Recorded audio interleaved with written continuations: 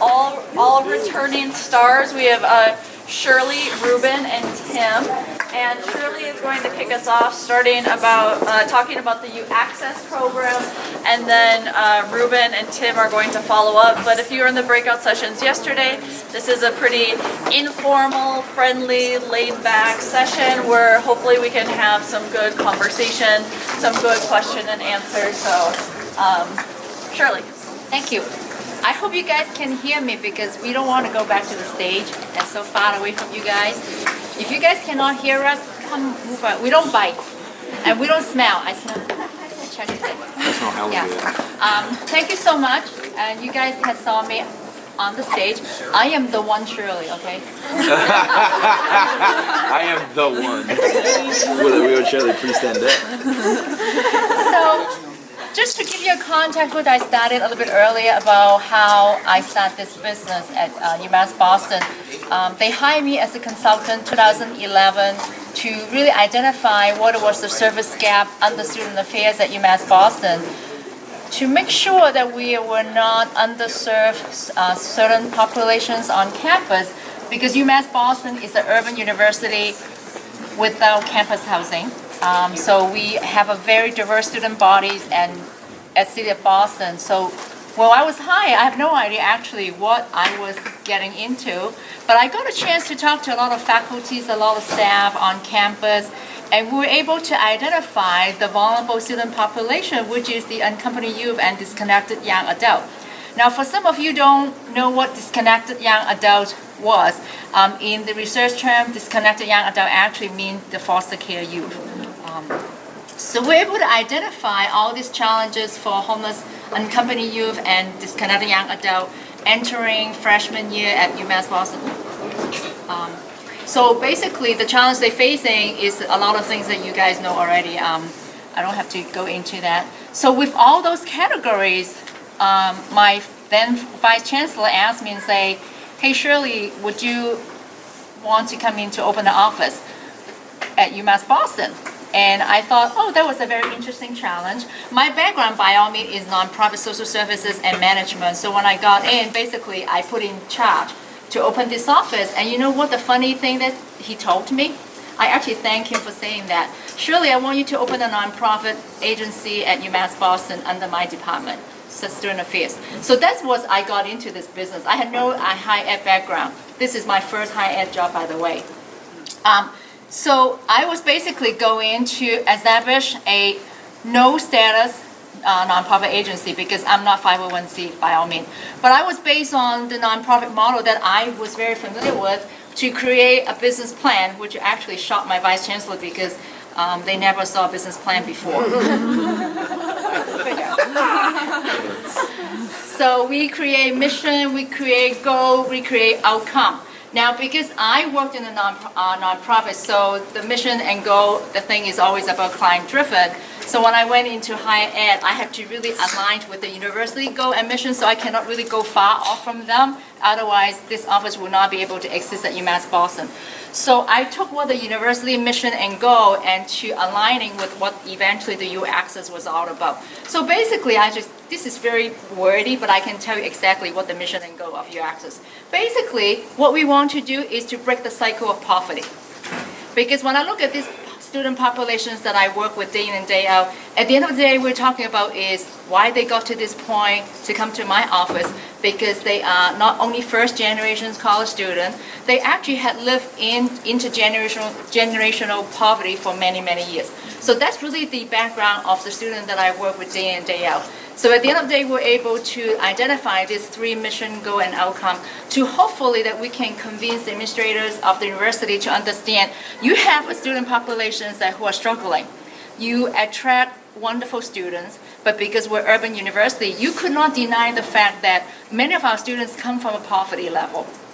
And I have to tell you, we have a conference called Ideal Conference. It's for a lot of social service entrepreneur come to the university every year as kind of like a strategic thinker who come to talk about social service issues. And one of the interesting things, one of the speakers talked about that 3 years ago at UMass Boston was, do you know your zip code represents the poorest population's neighborhood at Boston, which is UMass Boston.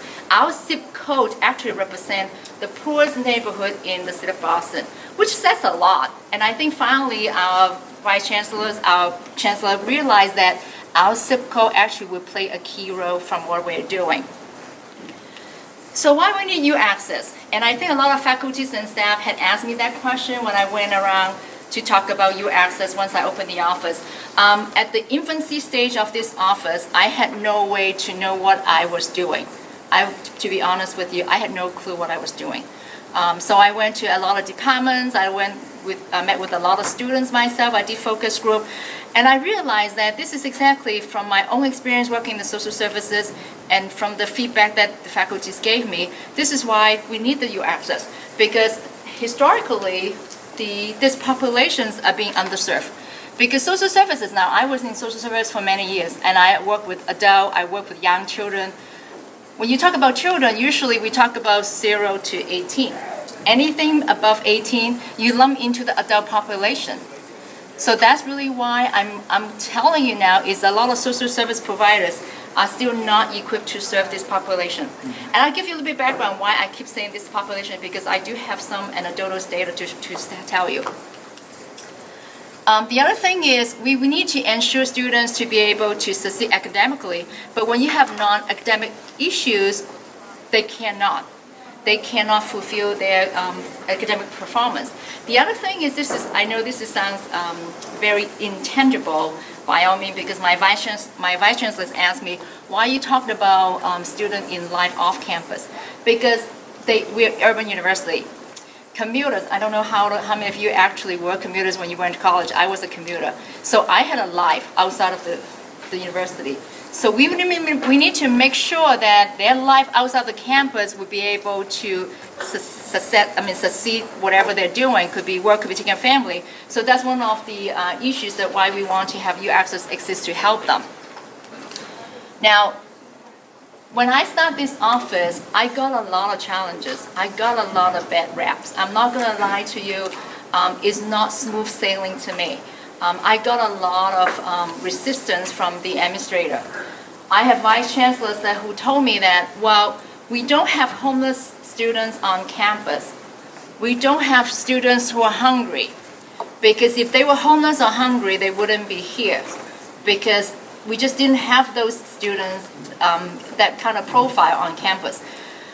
And I bite my tongue because this is my first job. I didn't want to upset anyone. So I said, okay, maybe you were right, maybe I was wrong. I don't know, but I'm just telling. I was told that they need me here to open the office, so let's see what happened. So 2013, I opened the office 2012, and I started to see students. In 2012, my first year, I served about 120 students already in my office. That was an alarming numbers, but because they still didn't believe, and actually I have one administrator told my boss that you guys made it up. You guys made up the issues on campus, so we were able to serve students because we have nothing else to do at student affairs, I guess. So I was like, okay, whatever. So 2013, I really believe that without data, I would not be able to do anything to convince my vice chancellors all across the campus to understand these issues. So I recruited a cohort of PhD students in 2013 from Department of Psychology and School Counseling. And the cohort and I created a survey too, which is about 27 questions to identify the issues of food insecurity and housing insecurity, because homelessness is not a general term that the student actually recognize, and I can give you a little bit more data about that. So we decided to call that housing instability and food insecurity survey data. So with that, we spent a year to develop the tool. The reason we spent a year because we want to make sure the student understand the language. So after we developed the tool by researching what tools out there, we look at the youth count, we look at the USDA food insecurity survey, and we combine all those two information and we create our own tool for 27 questions. We do have a theory based on this survey. Our theory is we want to find out what is the relationship between food insecurity and housing instability to school performance and retention. Now, I do have a strategy for that. If you just tell them how many students are hungry, how many students are homeless, it's nothing that can click their brain. Their brain doesn't wire like that, the VCs. Their brain needs to understand how many of them can graduate, how many of them you can enroll on campus. That's what their language that you have to talk to. So I decide when I talk to the cohort, I say, no, we need to prove that it's important to serve this population. So what is the best things to prove? It's school performance and retention. So our survey is really to link to the school performance and retention. So the preliminary outcome during 2014, we were able to identify a quarter of students who respond to the survey has experienced some form of food insecurity. 5% of them have reported they had experiencing homelessness since they entered school. The reason that also we have a pattern to prove that how to define homeless, because they can only sleep in the current place for only not more than 2 weeks. And then the other things that we identified was, nearly 5% from their homeless since starting colleges.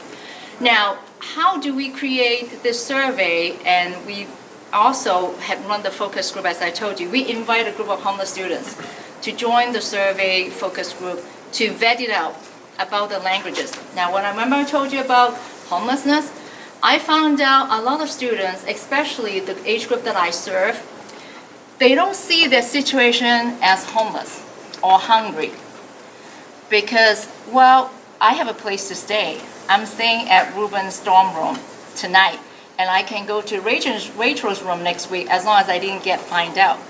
So it's no big deal, right? I'm not homeless. I have a place to stay. I have a roof over my head. So that's the idea that they had. So for me, I have to educate them what does that mean of being homeless. So that's the reason the questions that we put out is a long definitions of, have you ever stayed in that place for 14 days? Do you have a place to go back? Do you rent a place? Do you own a place? Stuff like that, etc., etc. It's 27 pages, by the way. At the end, the last part of the survey actually is linked to their services. Have you ever reached out to social services? Have you ever used social services? And that's what part of the survey. Now, with that, I was able to really capture some of the framework I started to formulate when I was doing services. Because I had done social services before, and I also now working with the university populations. And I realized that I cannot just do the bandage approach. Now, I used to, as a matter of fact, I used to run shelter program. And I know Wick has a question about shelter. I can tell you, I don't believe in shelter. You can tell the world that Shirley said that. I don't. I used to run the domestic violence shelter. I used to help battered women. I always tell them that, no, we need to figure out a strategy is the post-shelter life. So to me, to help students about combating homelessness, I don't believe shelter is the solution. And I don't believe I, as a one-woman office, can resolve anything that they come to me. And that's the reason I create a model. It's called Bridge to Graduation and Beyond. So what I was able to do is I create a program framework in my office. I don't just do case management. This is all the services that I've been doing since 2014. I provide well-being workshop.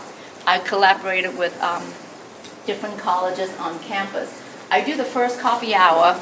It's kind of hit and miss because of class schedule. The reason I do the coffee hour is many students came to me and told me that, well, I don't want to tell people because I'm a college student and it's really embarrassing. And when I tell them, you know what, you're not the only student who came to me. I actually worked with so many students since day one. And they said, oh, really? So my mind clicked to say, oh my God, I want them to meet each other.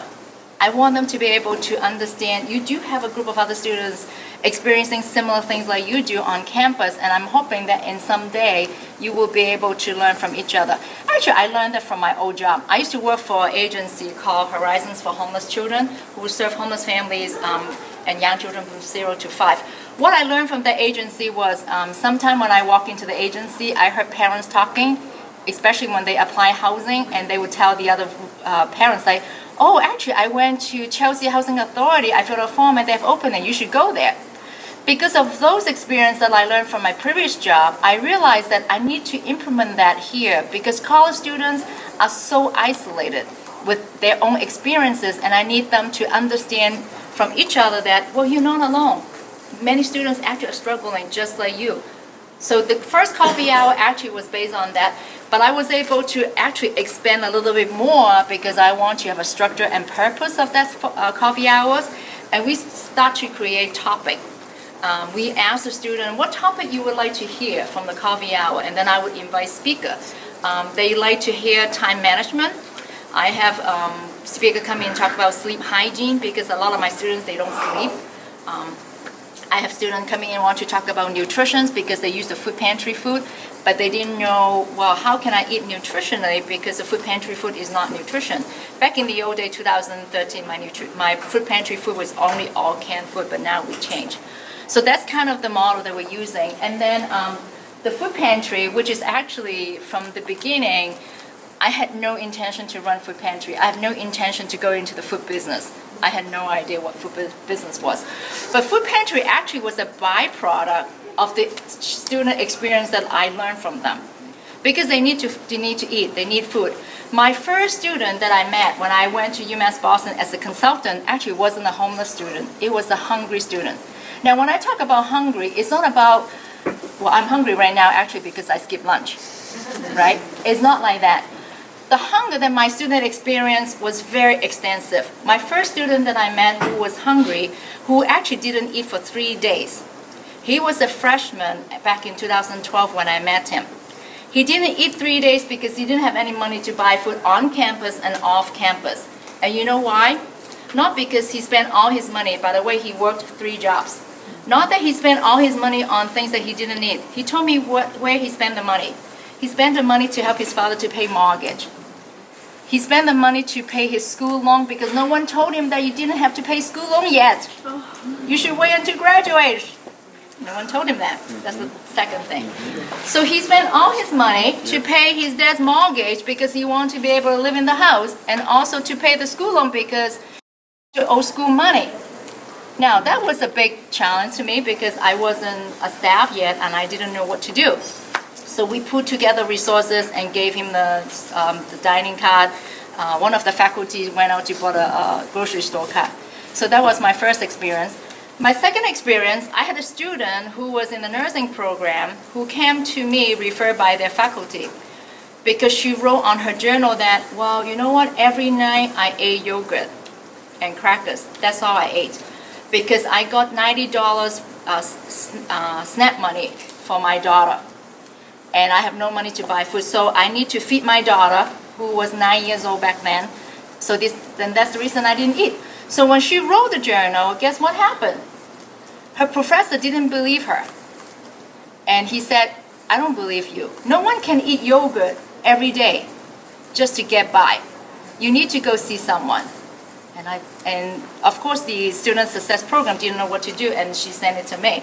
And that's how I realized that a lot of my students, they're struggling food insecurity because they need to find resources to do other stuff, either pay mortgage, either feed their daughter, or pay the bills. And that's how I piloted the food pantry, and you're going to laugh at my food pantry at the beginning. I used to have a mobile food pantry. You talk about mobile food truck? I have a mobile food pantry, exactly, because I didn't have a space. What I did, I reserved conference room in different buildings. If I could find one conference room 2 blocks away, I trucked my plastic boxes with all my food with my student volunteers to that conference room. So the first year when I ran the food pantry, it was mobile like that. But the second year, people had sympathy to me because they saw me moving the boxes, and they found me a space. I used to only open once a month. Now I open 2 afternoons a week because I have so many other stuff to do. This programming is really about, not just about what they need right now. I want to make sure, and as a matter of fact, I know I actually forgot one slide about the bridge to graduation beyond. Let me give you verbally, and I promise if you want that slide, I'll send it to you if you email me. So the bridge to graduation beyond, I have 5 pillars. That 5 pillar is families, stability, well-being, education and career development, financial management, career and financial management. So with that 5 pillar is how that 5 pillar guide my office to run program like that. That's, for example, well-being. That's what food pantry, the well-being workshop, and the coffee hour. Family stability is all the housing placement that I work with other youth providers. And also, I'm going to talk about the, did I miss one thing I want to talk to you about? Because I want to tell that lady at the back with the scarf, when you talk about financial management, financial literacy, I completely agreed with you, but I have to keep my mouth shut during that time until now. I believe in financial literacy, don't get me wrong. I'm a true believer of that. But you're right. To ask our homeless or foster care students to go learn financial literacy is a re-victimizing process. They don't need to learn that. They're very smart. They know how to manage their $10 paycheck. Don't get me wrong. They're smarter than any of us in this room because they only have $10 in their pocket. They have to juggle which one to spend first. Now, I learned so much from my students throughout my past 4 years at the university. So we came to this agreement that we need to do something because some of them come to me, they have no income. But one of the goals that we create was eventually they get their own apartment. But when you have no income, how can you go rent, right? Chicken and egg, which one first? So we picked the chicken first. We need to create a plan to help them to save money. So that's the reason we created a project called Budget and Financial Planning 411. This is a financial planning curriculum that we create on campus, collaborating with the College of Management. So I actually co-call, you guys heard me enough, I'm a co-call person. I co-call College of Management and say, hey, I have an idea. I want to utilize your college expertise to help me to create this curriculum. Can we create an internship program for you to send the students to me to be the coaches? So we spent 1 year, 2014, to create a curriculum. We had it now. So this year we just piloted. So I trained the interns to be the financial coaches. And what they do is they meet with the students to set up financial goal. It's not about how to spend money. It's about how to do the balancing act. If you have a $100 paycheck this week, how can you save $5? How can you squeeze that $5 from a $100 paycheck to put in an account to save it towards your deposit when you want to rent your own apartment, even though you're homeless right now? How do you figure out your bill? When you have so many bills to pay, which one to prioritize? That's what our curriculum is. Now, I do find so many science topics that my student actually wasn't familiar with, and we added in. For example, I do have a lot of students don't own a bank account because why? Why need to? Because I only have $100 in my pocket. I don't need a bank account. But they need it. We encourage them to open it because you know what? When you get a job, you need to have direct deposit. That's how you're going to save money. Bingo, they get it. Now, recently, we add one component which is very critical. I found out a lot of my homeless students, this is what they're encountering right now, credit. I have some homeless students now, they're ready to go rent, and the landlord asks for credit. Shirley, I don't have credit. What should I do? Oh, geez, I don't know because I'm not a financial advising person. So 3 months ago, I actually, by accident, I don't know if you know this bank, Citizens Bank in Massachusetts, they approached me because they want to say, well, I want to work something out with you, Shirley. What can we do? And I said, oh, what a coincidence. I'm doing this workshop for all my students about financial planning. Can you come in to do some workshops? Oh, yes, absolutely. What do you want to know? And I said, I don't know. And the guy sent me a list of different financial topics, and he let me to pick. So I picked 3 things. The budgeting, credit history, how to create a credit, and also identity threat. So I picked these 3 topics to add into my curriculum right now. So actually, as a matter of fact, in May, our workshop is credit, how to create a credit. I actually personally, I attend one session because I need him to show me how to do it, to tell me what it is. So I actually sat in one, and I found it was so helpful. I mean, I'm a grown woman. Some of the stuff that he told me, I didn't even know myself. Can you imagine a student? I mean, how do you establish a credit when you don't have a credit history? So stuff like that, so we're able to do, and as a matter of fact, my goal is hopefully with this curriculum, the things that I'm doing, I'm able to pilot it, test it out, and I'm going to actually share with my SPOC because I want every campuses to have it, not just UMass Boston, because I believe this is going to be beneficial to the homeless students and foster care students. So that's my goal with U Access. So actually, I forgot to tell you, the longer version of the name of the office is not Office of U Access, by the way. When we first established office, it's called Office of Urban and Off-Campus Support Services. And my vice chancellor and I nicked it, like, no, it's not going to work. Can you imagine, you're a student, Louis, will you remember the name? Urban or Off-Campus Support, so what is that? So Office of U Access, because we want to make sure that students understand you can access to it. That's why we call U Access. We kind of change it to a different name. So my service model is to bring in off-campus partners and on-campus partners to my office. You can tell I'm maximizing all the colleges on my campus. I have Department of Psychology, I have College of Management, I have Financial Aid Office, I have Admission Office now working with me to help homeless students to get into UMass Boston. I'm really maximizing it. But I also partner with the off-campus service providers. I partnered with the youth shelter in Boston. Every time when I have a student who needs to have case management, it's a reason for that. Again, I'm such a loophole person. I hate to tell you that. Don't tweet that, because my chancellor would say that. Shirley, let me just stop you for a second. We're about 30 minutes in. So I know. you're clearly a wealth of information and expertise, right? And I want to make sure that we get our other presenters in. And I also want to make sure we give some time for the people who are in the breakout session if there are particular questions or topics that you're interested in and you want to tap into the expertise of Shirley and Ruben and Tim, that we create a space in order to do that as well. So we have plenty of time left. 3 minutes. So if you want to wrap it up and then I'll wrap it we up. can- Yeah, actually this is almost the last. Awesome. Yes. So I was able to create that partnership, so when my students need to go into shelter, if they chose to go into shelter. Now remember, my background actually working to the homeless community. I don't refer my students to the adult shelter, so I partner with the young adult shelter. I personally take them to do intake if they were afraid to go there. I very often to take them to the shelter myself to do intake and then go through the process. Now the other loophole, which is kind of the nationwide issues, is the verification. Without verification, your homeless student cannot be independent, right? Cannot get financial aid. There's one thing I learned, because I cannot verify that as an internal staff. I was told by my financial aid office, I cannot verify because I'm so close to the subject matter.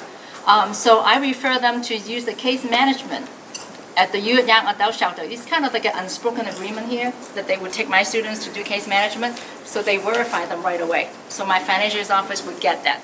So that's kind of the loophole that I found out, and my young adult shelter was very willing to help me out. So just give you a quick glance about who they are. I use all the student data that I have been serving, and this is who they are, and what kind of living situation they are. Now, majority of the students, they age between 18 to 26 years old. That's my service. That's my populations that I serve. I do serve older students, but the students come to me tend to be on the younger side, and a lot of them are freshmen. I also work with the public school homeless liaison, so when they have students who wants to come to UMass Boston, they call me before even they apply. So that's the beauty of having a spot, by the way. Now this is just the last piece to show you the result of those campus survey. As a matter of fact, in December we published in the report, the Journal of School Retention, Performance, and Success, something like that. Don't quote me on that. Actually, it's in the bottom. Yeah, college student performance. Student retention, research, Is theory, that right? and practice. Yeah. So over 80% responded that the food insecurity did impact their class performance. 4% respondents say they will have to forego the registration to their class. 55% indicated food insecurity compromised the ability to attend class. Of course, when you're hungry, you can't come to the campus. You're too weak to travel. 5% risk failing a class during when they're facing food insecurity and homelessness. So that's a very concrete data that we actually now prove to the administrator. Because we have those data, now the administrator start to look at that. I have to tell you, the first month when we released this data in beginning of this year, I still have administrator ask me this question. Shirley, are those data real? I don't really know how to say that. Well, is realer than real because we have a cohort to collect the data and analyzing the data. So this is really the result from the survey that we put in on at UMass Boston. I do have other campuses now replicate this survey because I want to create a broader baseline data. So that's it. And this is my contact information. If you want any information, you want the rest of the slide, I'll send it to you. Sorry, gentlemen. That's fine. We talk about before you all go home. Yeah. I was going to say, thank you all for your expertise. Shirley, my question is for you, and then Ruben and Tim also. At your food pantry centered services, within that universe or elsewhere in your college, is there access to emergency aid, the kind of thing we were talking about yesterday? Or is it through connections to outside agencies? I'm from a foundation and we fund emergency aid, so we're doing work trying to see what is out there and how to do it. So I'm just curious how the interplay works with this. You want to start off on how you manage emergency aid? Yes. Our university has some sort of emergency aid. I personally actually set up an emergency grant in my department by using the donations. Now, I was just actually, as a matter of fact, I just have a conversation with our chancellor's office this morning because they want to interview me to talk about what services that I need for the next few years. That's a good segue to talk about that. One of the issues with the emergency aid within institutions like State University is the bureaucracy. When you talk about emergency, right? You want to have it right this moment or the next 24 hours. But when you ask the institutions to create the process, sometimes it takes 2 weeks to get a check. And also some state institution, not only my institution, you have to go through the financial aid office because they have to vet it to make sure that this is not exceed the amount of their family contribution formula. Because if anything more than a certain amount of money, I was told, they would cut their financial package. That has been very alarming to me, and that's the reason when I create my emergency grant, I actually have a financial aid officer sitting on my review committee because I need her to vet it, to make sure that the amount that the student apply will not exceed that. That has been a common issues with the state universities and community colleges because of their financial aid formula.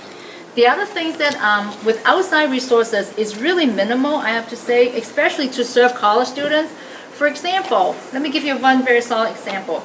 I have so many students that cannot come to campuses because they didn't have money to buy T-Pass. I don't know in other states. In Massachusetts, we don't have a discount T-Pass for college students. The so-called discount T-Pass was actually an illusion. You have to pay cash 2 months upfront to get the monthly pass. How many people can come up with $300 cash to pay that? No, impossible. So to me, sometimes I really try to be resourceful and ask them, well, why don't you go to agency? And I found out none of the agencies that I refer them in the perimeter of 25 miles would have those emergency funds. You know what?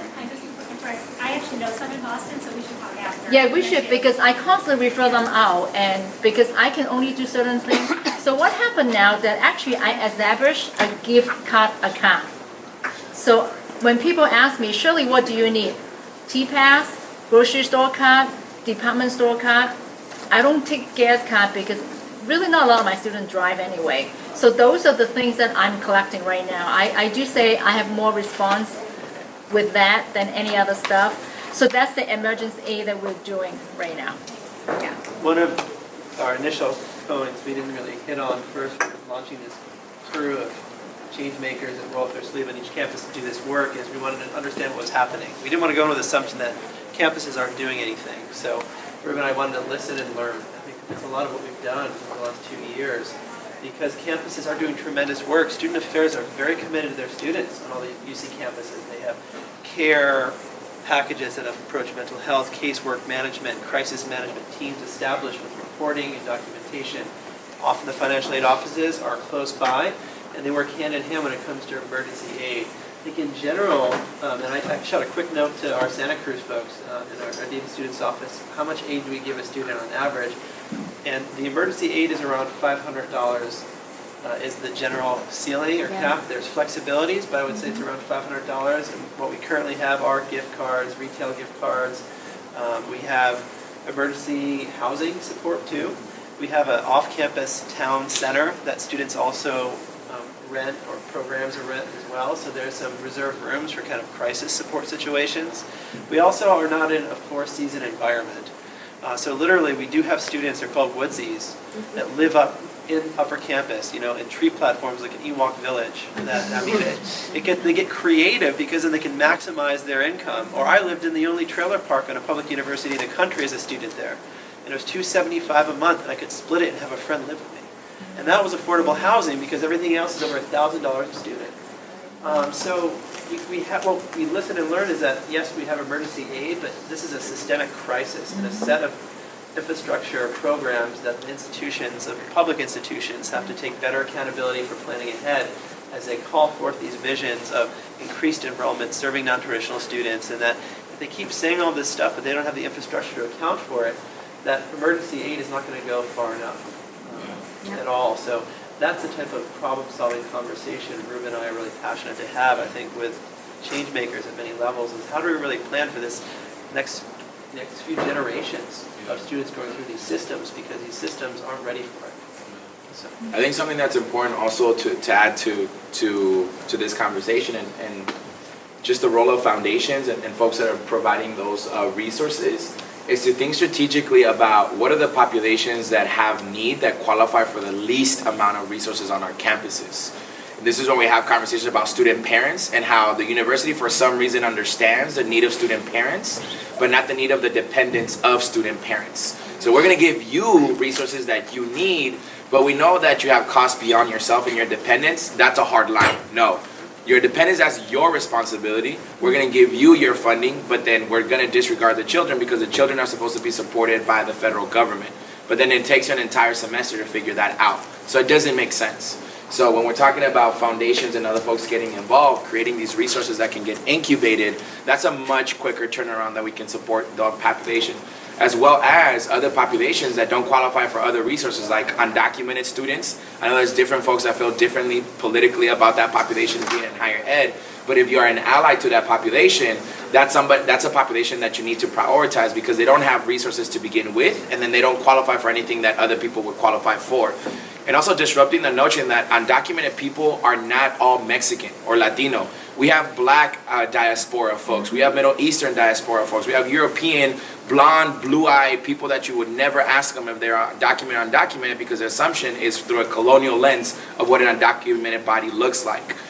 Then you also have working class and middle income folks who are completely maxed out on whatever resources that they could qualify for, that they don't even get a chance to be visibilized in this conversation.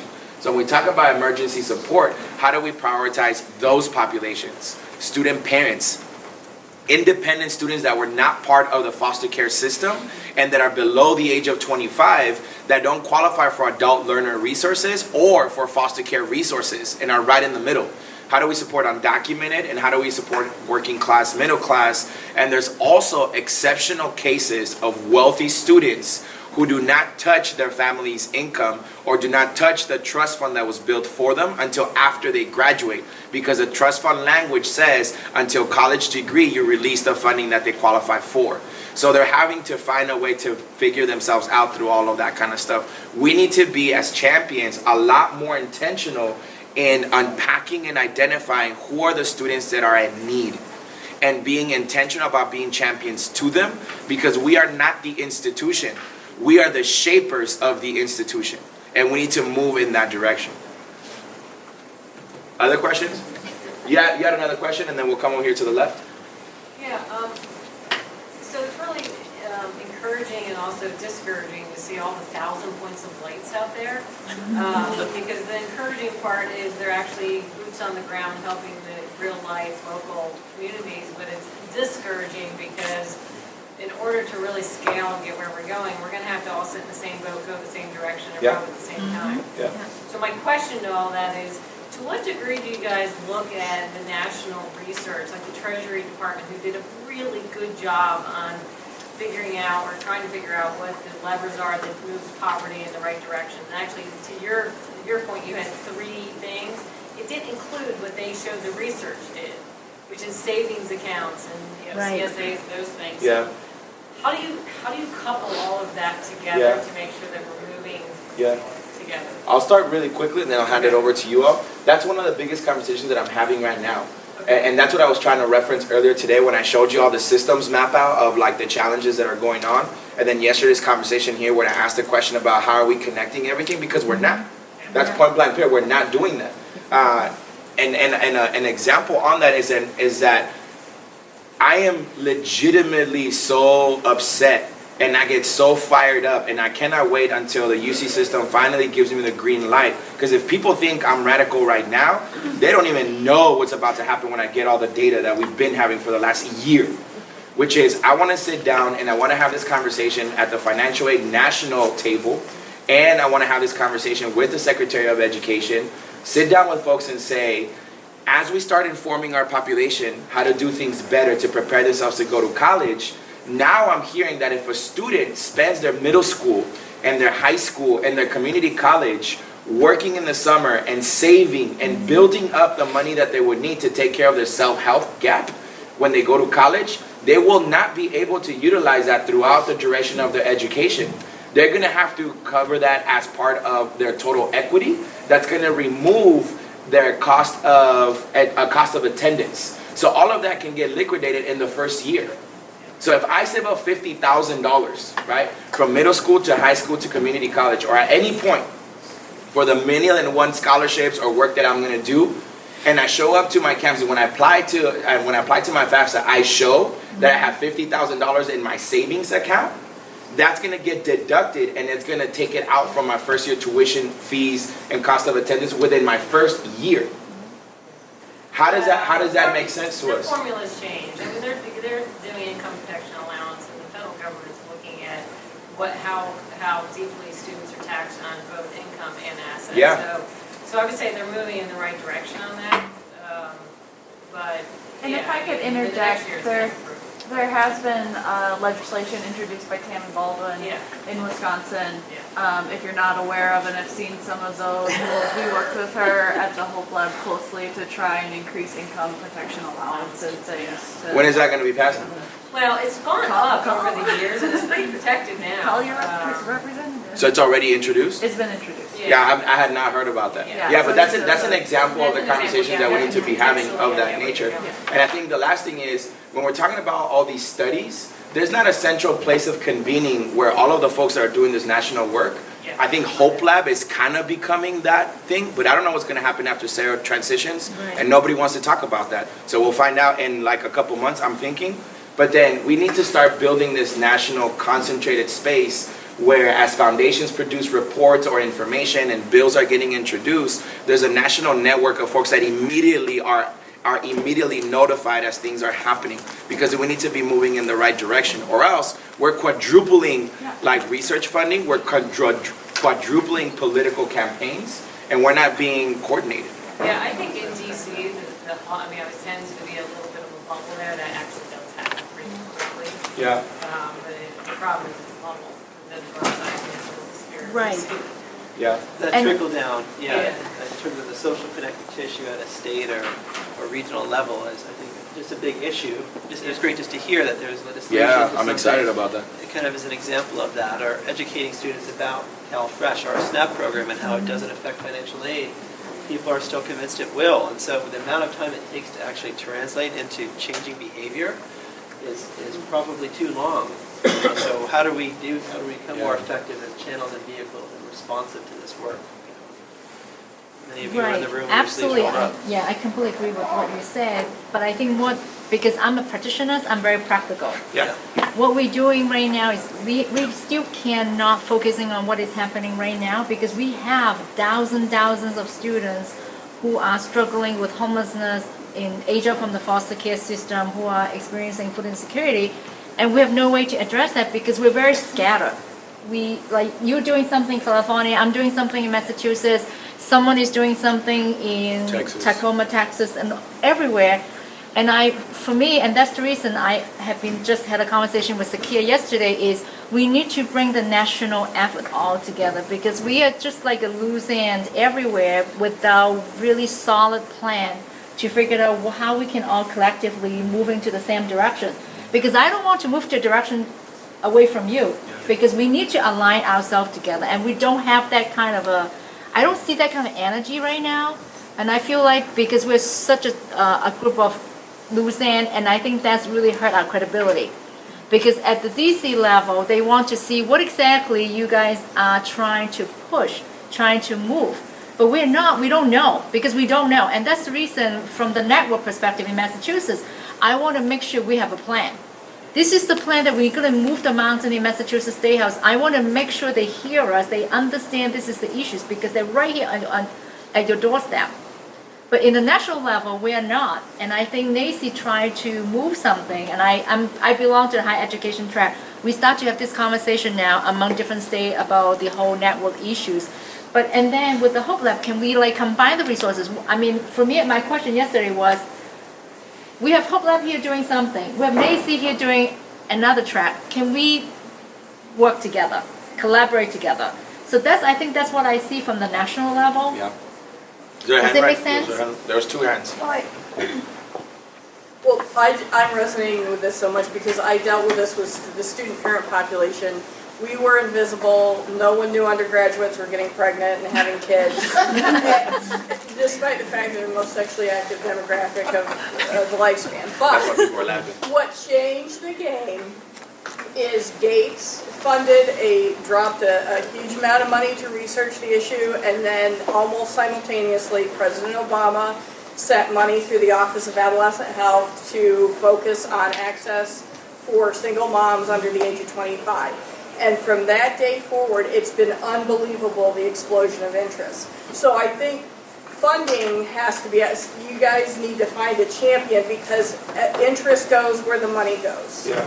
Yeah, I think that's an excellent point, and I'm happy that y'all are here from the foundation world and other folks, because I said it earlier, right? We need to be better village builders, right? We need to all come together and say we want a major foundation or a group of foundations that want to develop this national platform so that we create an intersectional and holistic model that's going to be adaptive and equitable according to where it's being applied. But it provides the names, it provides the resources, and it provides a commitment that can be established over time to let us do what we gotta do, right? Like earlier today, we showed y'all, right now there's a conversation going on in the UC system, which they did not want us in the room for, because whenever we walk into the room, it's gonna be full analysis. There's nobody that I walk into a room and I don't get them to say yes to the work that we're doing, right? Because it's connecting mind, body, spirit in our collective purpose. But I also know that there's competing interests within our own system, right? We wanna talk about faculty retainment. We want to talk about like administrative retainments. And when we walk into this conversation, it's like, well, what's more important? That's really what it's coming down to.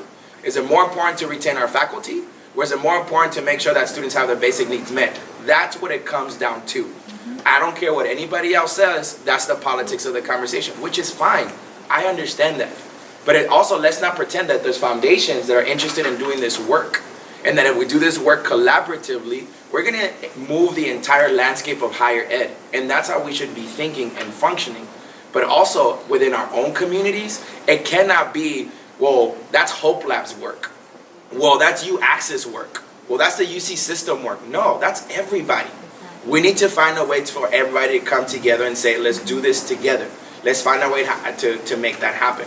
Which is a lot of the conversations that I've been meeting, like going up to folks say, I need a space where that's not going to be flashy. I don't want any cameras. I don't want any pictures. I don't want anything. I want people in sweatpants or whatever it is that you like to work in.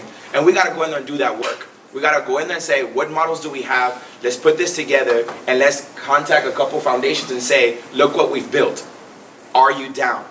Can you fund this for a decade? We need 10 years of us transforming the entire system and structure of higher education so that we are able to ensure the basic need security of students and improve the student experience through higher education. Are you in? Are you all in? Are you all down over here? That's one of my pictures right here.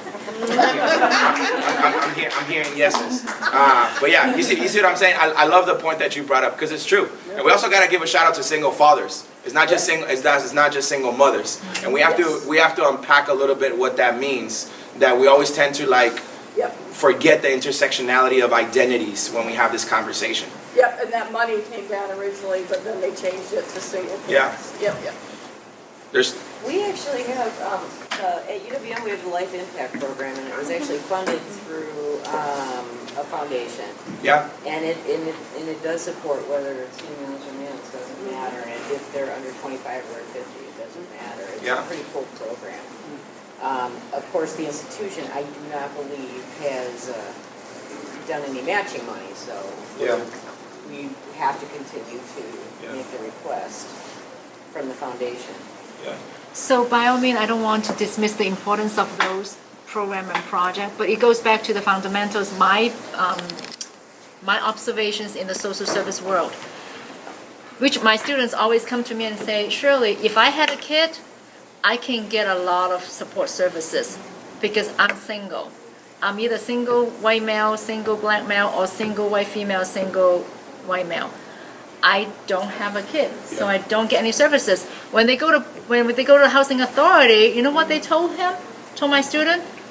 You're single, you're not eligible to get housing right now. You have to go into a shelter first. So to that really is not helping. What we're trying to do here is everyone should have the same access. To me, it's all about access, equal access. So do I really have to tell my student, you better go get a kid in order to get into all this program? But it's not fair. You see what I'm saying? And I think that has been the whole notions about in a lot of clientele services areas, like I need to be a single head of household in order to get into certain program. Yeah. It's true. I found very difficult, especially when I have male students. I really tried so hard to find program for the single male. I couldn't. Eventually, that's the reason I create a coaching program now. I have a male coach coaching my male students, and that's how I have to create it. I just wanted to add too, I think that we look outside for resources, we look to the administration, and we often find that the students are the first to respond and put their dollars forth, even when they don't have any. We have at least 4 or 5 campuses that have passed or are introducing referendums to support basic needs security on our UC campuses. And in a sense, it's not a shame or blame tactic of the administration, but it's a demonstration that students can no longer stand seeing the suffering of their peers and want to do something and feel like whatever little it is. And so that provides, again, maybe a Band-Aid amount of funding, but a commitment, permanent funded fee measure that expands resources and basic needs on campuses. And we have to look back to the planners and designers and administrators in student affairs and in housing and the built infrastructure because they have long-range development plans on every public university campus in the country. And so how is the built infrastructure for housing taking into account the future homelessness situations that are happening today? Because that should be modeled into it. Do they have teaching kitchens? Do they have food provisioning spaces where students can prepare food or store food? Right. These are some fundamental things that many institutions can just plan for and stop talking about that they don't have the capacity to do it. They have planning. And until we affect planning, we won't change that infrastructure on the campuses too. Something that I want to share with you all is that I'm leaving from Real College very, I feel like I got dropped in the river, revived and came back, right? Like I'm having that kind of experience, like seeing how many folks are around this conversation here and throughout, and how many folks have come up to me and just shared very bluntly, you know what, this is what's going on. And I was like, yeah, we were there like 3 months ago. Or this is what happened, yeah, we were there a year ago. Like everything that you're going is normal. Embrace the fact that it's part of the journey. You're gonna have folks that are gonna tell you those things. But at the same time, like, we cannot allow for higher education to continue doing just because it's always been done that way. That makes no sense. Because higher education is no longer, one, structured, populated by, or has the social standing that it has had historically. Sarah talks about this very transparently, and I love her for that. But the reality is that there are some politics in this conversation that as population started shifting, that's when we started questioning the validity and the necessity of higher education to begin with. And that's when we started defunding this conversation, which we need to talk about. We need to have that transparently so, which is fine. But as you go back to your campuses, pay attention to what are the counter arguments that are being presented for your efforts. And question whether you're being told that just because you're challenging how things are being done. And if folks are not willing to evolve and to adapt, point that out. Are you seriously telling me that we cannot do this because it's something that we haven't done for the last, I don't know, 175 years that this college has existed. Did you know what it looked like 175 years back then and what the needs were back then and what they are now? And having those conversations, I think that's something that we need to do a little bit more proactively. And look, y'all, I know that there's hierarchical politics in higher education. Yes.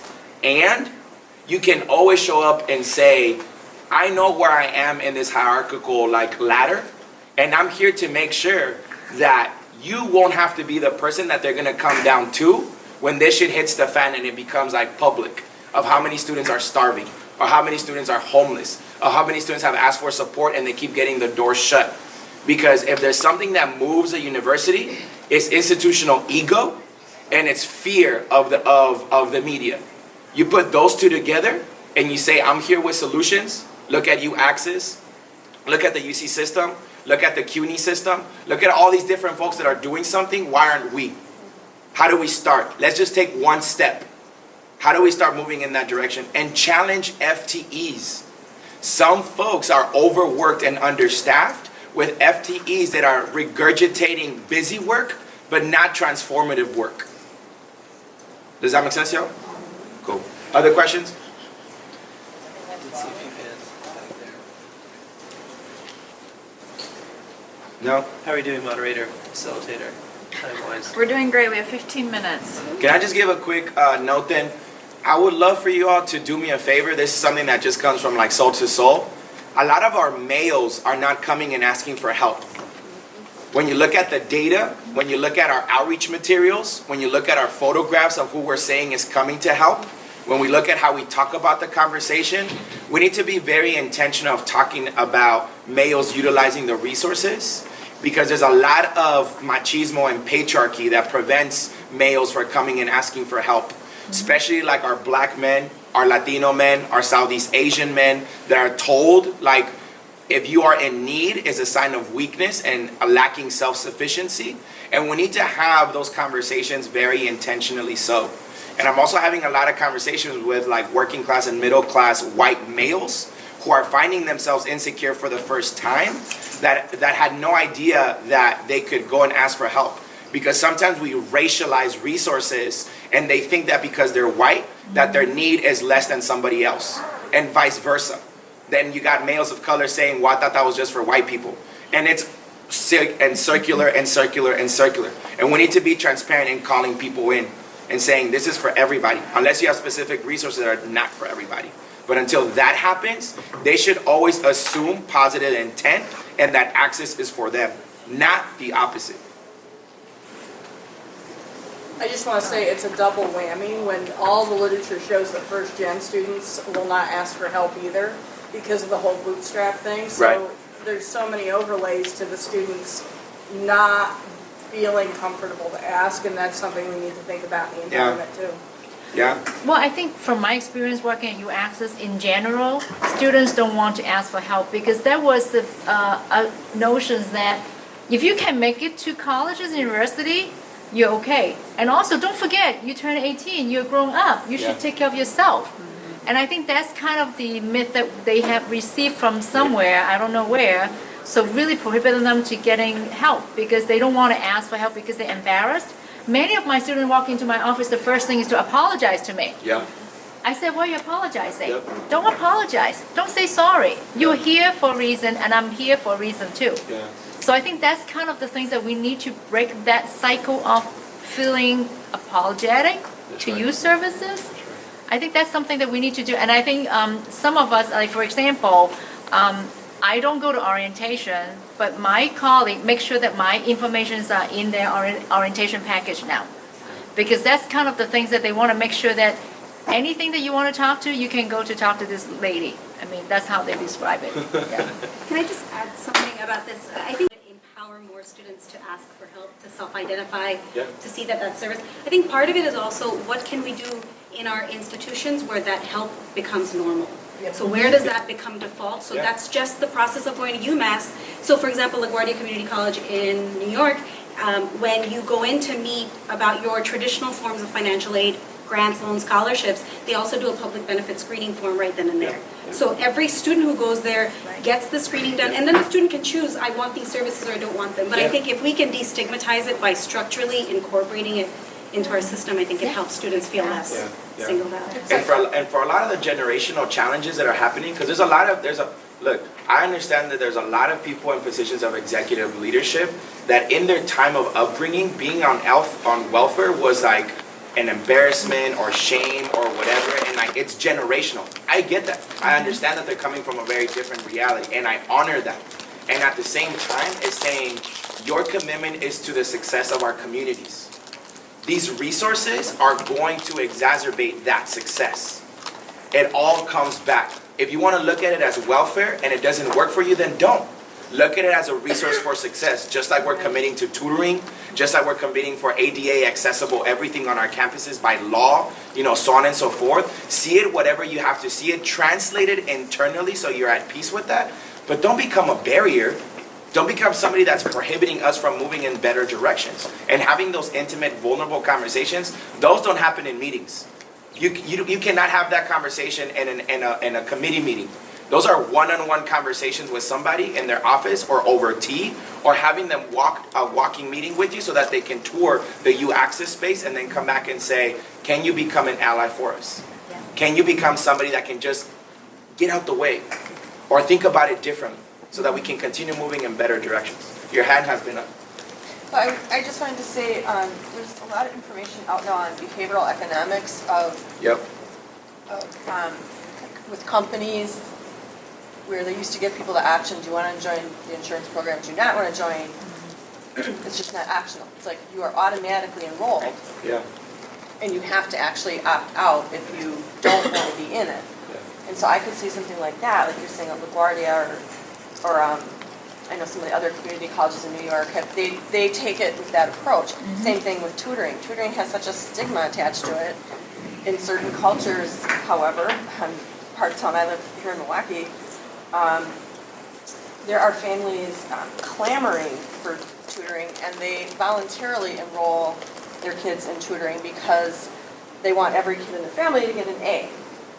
Whereas at some of the schools here in Milwaukee, it has a stigma, and so it's like almost flipping it, where it's like, oh no, everyone goes to tutoring here. So looking at some of those cultural barriers, like you're saying, whether it's based on male or gender or whatever it is, but not just the gender but the culture, where it's like, oh no, this is normal. Yeah. Oh yeah, everybody who needs food should get food. I mean, it's like just normal. Right. So it's normalizing Exactly. and being more open, I think, about people in crisis situations. Yeah, and I remember one of the speakers yesterday talked about, well, we have to look at that in the investment, and this is exactly what I told my student when they come and apologize to me. It's like, I'm so sorry to bother you, I need help. And I said, no.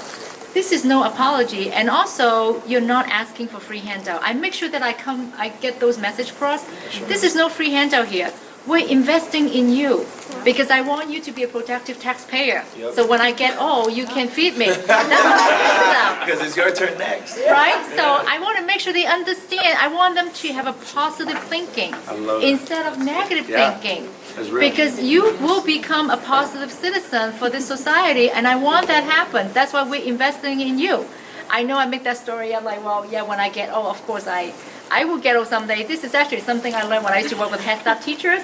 They told me that they don't want the kids to go to jail, so in the future no one work in a nursing home. I said, well, that's a little bit extreme. So I took it as like, no, I think when I get old, I want to collect Social Security, so I need your tax money, right? So you have to help them to think positive. Yeah. And my goal in my services is how to help the students that come into my services to think positive. And that's the reason I do a lot of coaching and mentoring. And this is one thing that I want to address, that is we're all in this, right? Yep. And let me tell you, many homeless students and foster care students come to my office. It's a reason for that. Sometimes they may not actually want to go to food pantry. They want to have someone they can talk to. They want to have someone they can turn to. And you know what? I could be the only trust adult in their life. Yeah. Seriously. I mean, I just got an email from my foster care, my favorite, I have to say. He's a big guy. And he just sent me his resume because he wanted me to go through it and because he wanted to apply grad school. So I am playing that role. because I'm the only one in his life right now that he can trust.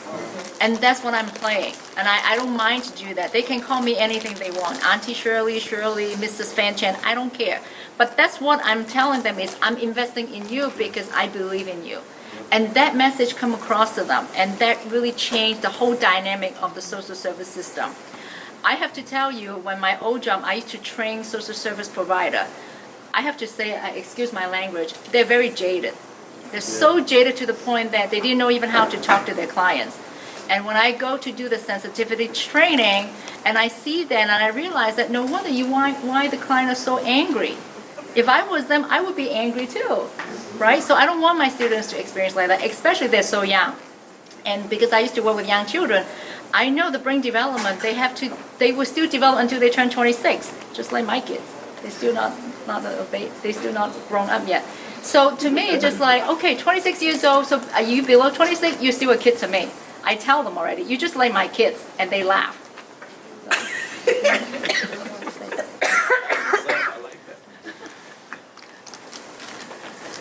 We have time for maybe one or two more comments. Is there anyone particularly who hasn't gotten a chance to speak who would I have a like question. to? Yes, please. So I brought up the Life Impact Program, and it's, students and parents, and then you brought up males don't have, right?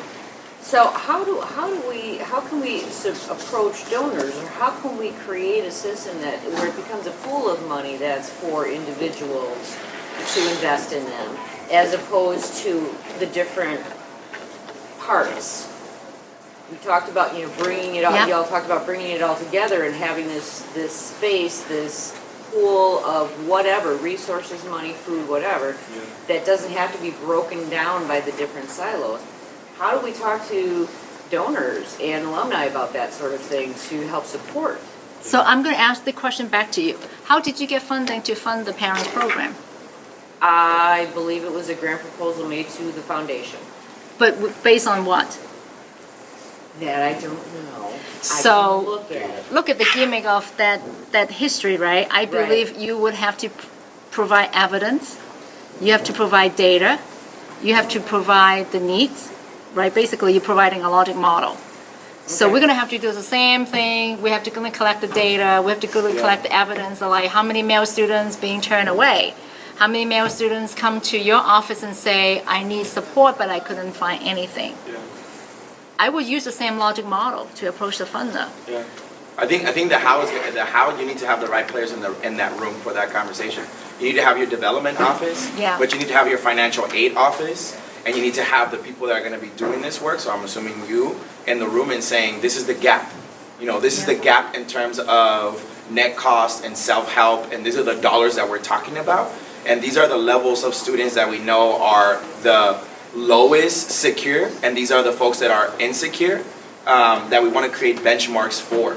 And then you're more than welcome to brand that as you want. Development officers are trained to pitch. They're trained to storify the need.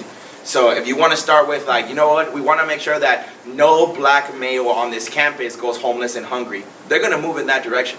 Or you want to say, we want no first generation women on this campus to go homeless and hungry. They're going to move in that direction. They're going to adapt to what the pool is of donors that they're working with. And all of those, you have to see them as wins. You cannot allow folks to start competing for, no, I got to go first. Or I got to go first. Or I got to go first. Because that happens a lot. I have to have a lot of those tough inner community conversations when I had to intention. I love that Shirley talks about data, because data is the biggest way that you call people in. The problem is that most of our folks historically have had data become a tool for oppression, and they are petrified of data, and we don't have those conversations with data. But it's very different to be imposed upon a data set to be a creator and generator of data sets. Those are very different things. So now my gender equity department folks that are phenomenal leaders on our campus, and the multicultural development offices, and our undocumented student program, and our graduate recruitment programs all see themselves in the data. So when we talk about food access and security at Berkeley, they see themselves there. So whatever it is that we got to do in order to fundraise and to build resources and to do the work, now everybody's plugged in that they see themselves in the work that's happening. As opposed to before, they were like, here we go, another initiative that's being prioritized over Latino issues, or over black issues, or over gender equity issues, or over ADA, or over our ADA accessible programming conversations. No, no, no. Everybody's being prioritized by having this conversation about basic need security. I would say our president came out with guns blazing and launched 12 initiatives. And former President Udall, who's from University of Texas, kept pretty quiet and dealt with, the economic collapse in the U.S. economy and how the UC system was going to move forward. Yeah. And so, there's a total change of behavior. Yeah. So I think the campuses are also reeling with how much they're just taking in and the costing of all this work and who's going to pay for it. And Ruben and I are like caught in the crossfire, trying to navigate and direct things. And that's often what you'll encounter too, is just the politics and directives and initiatives that are so multitudinal that people have to pay attention to as staff, that it's overwhelming and it's burdensome. So again, how can you empower, create some bite-sized components of possibility, and re-envision development, and that was raised yesterday as well, as the development officers on campus sure are great.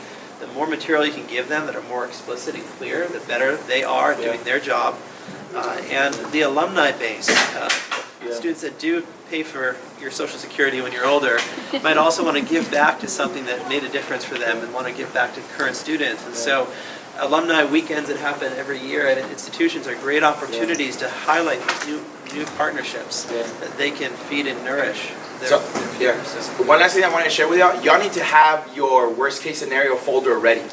You need to have your detonation folder ready. There's about 18 different major mainstream publications that are already talking about this. Sarah wrote one of the most seminal ones in the New York Times.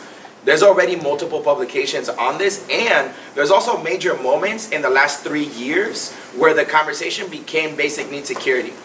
Our NCAA March Madness champions, the Huskies, Shabazz Napier, in the media after winning the championship said how he was going to bed hungry.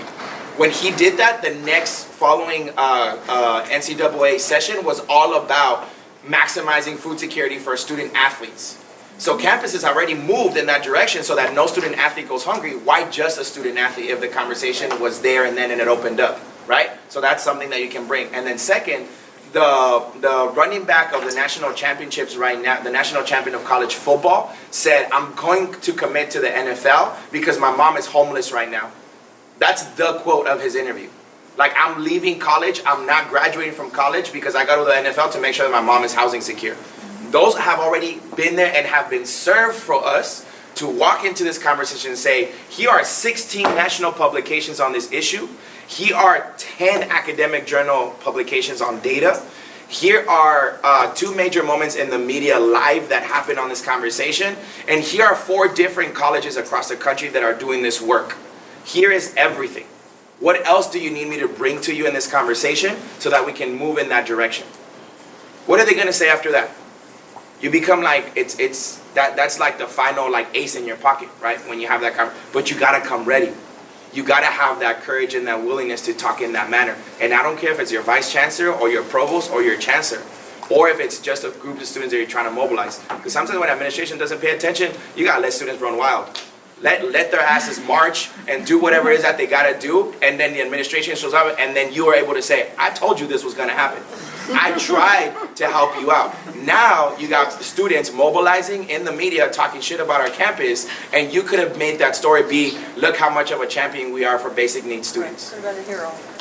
So on that note, I think we're going to wrap it up. Please join me.